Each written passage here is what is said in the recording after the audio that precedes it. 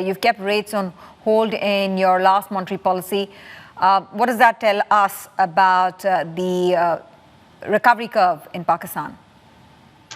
The signal that we wanted to convey this time, Tanveer, in our Monetary Policy Committee meeting was not only that we left rates unchanged, we have done that in the previous couple of meetings as well, but the new element in our statement was the forward guidance that we provided, which is that in the near term and in the absence of unforeseen developments, we see monetary policy settings remaining unchanged.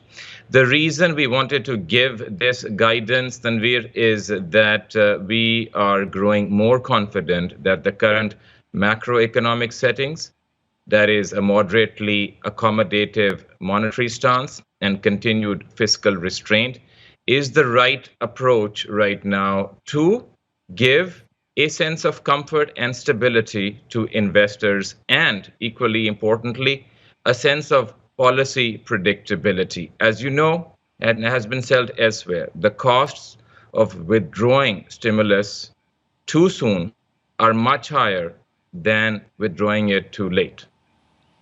Right. What sectors would contribute, sir, to the comeback, to the recovery that we're seeing in Pakistan? You know, we're talking about the real estate sector being a very important measure for economic activity, the external sector, essentially exports. Give us some color on what shape this recovery would take. For the last several months, cement sales have been in the range of 20% year-on-year growth. In November, car sales were 33% year-on-year growth. The manufacturing index was up 14% year-on-year in November. So these numbers point to the emerging recovery that is underway in Pakistan. You asked about exports.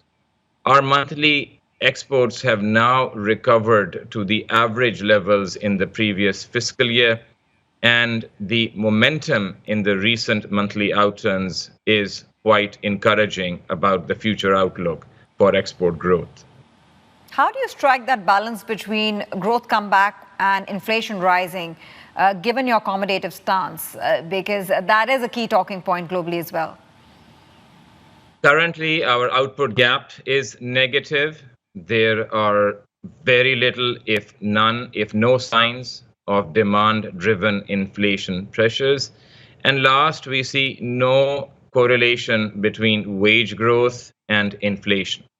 All of this leads us to conclude that recent inflation has been supply side due to one-off shocks to food prices and more recently international oil prices. We therefore see that as temporary and for inflation expectations to remain anchored.